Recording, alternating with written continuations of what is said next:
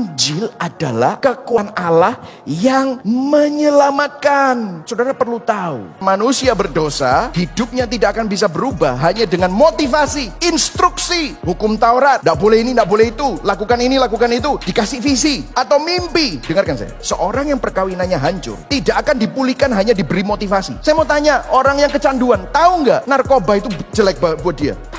Orang yang korupsi, tahu nggak kalau korupsi itu ada konsekuensinya? Tahu ya? Kenapa dia tetap melakukannya? Nggak punya power untuk berhenti dari kecanduannya, karena dia dibelenggu menjadi budak dosa. Seorang yang hidupnya patah semangat belum tentu bisa memiliki semangat baru, hanya diberi motivasi, instruksi. Seorang yang hatinya penuh dendam dan kepahitan dan hidupnya penuh dengan dendam dan benci, belum tentu bisa mengampuni, hanya diberi motivasi untuk mengampuni, instruksi, cara untuk mengampuni, visi atau mimpi. Kalau mengampuni itu enak loh, bebas dari kepahitan. Yo wis seru, aku sudah tahu, tapi tidak punya kekuatan untuk melakukannya. Halo, saya buka ini supaya Anda tahu kalau dengerin khotbah. Walah, ini motivasi, ini instruksi, ini hanya visi, gak ada powernya. Kalau gak ada Injil, gimana sih perubahan manusia itu seperti apa? Ini loh, jika kita tidak menyadari betapa berat dan betapa mengerikannya kejahatan dosa kita, kita tidak akan pernah mampu menghargai juru selamat yang telah mati untuk membebaskan kita dari belenggu dosa.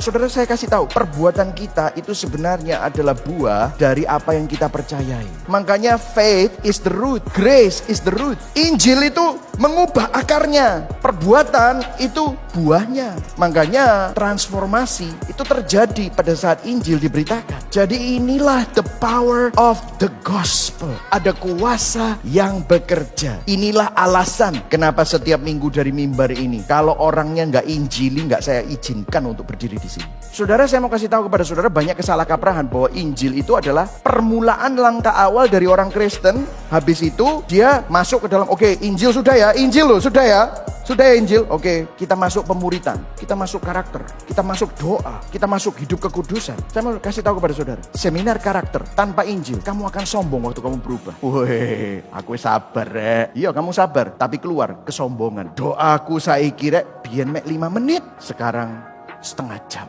Weh, gak koyo awakmu 2 menit aja gak iso turu, aku loh setengah jam. Sombong.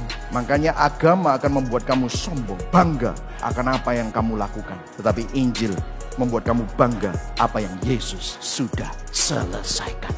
Injil bukan hanya doktrin minimum yang diperlukan untuk memasuki kerajaan Allah, tetapi jalan untuk semua progres di dalam kerajaan Allah. Injil memberikan lensa yang baru untuk memandang kehidupan yang fana di dalam konteks kekekalan. Saudara tahu, dunia bertolak belakang dengan Injil. Dunia ngomong gini, self-help, you need to save yourself. Gereja ini masalahnya sekarang udah keracunan sama ini, self-love. Injil bilang apa? God wants to save you from yourself. Tuhan ingin menyelamatkan kamu dari dirimu sendiri. Makanya kamu dijadikan manusia baru. Betul atau tidak, saudara? The culture bilang apa? You need to be yourself. The gospel says, deny yourself, sangkal diri, die to yourself. Dunia bilang apa? Believe in yourself. Kamu gak tahu kamu orang berdosa. Trust and believe in God alone.